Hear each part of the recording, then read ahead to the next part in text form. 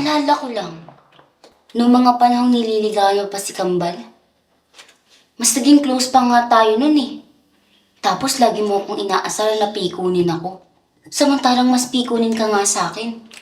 Tapos pag nag-aaway kaming dalawa, ako pa ang kinakampihan mo imbis na si Kambal. Ewan ko ba kung anong meron sa'yo.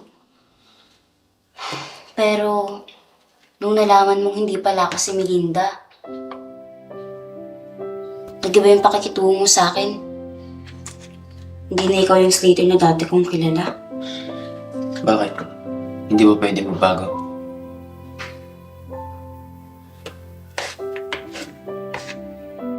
Pwede ba akong makisabay sa inyo kung... Oo, ma'am. Okay lang po.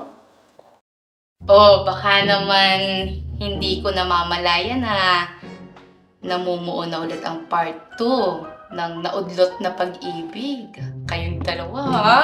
Fan na fan pa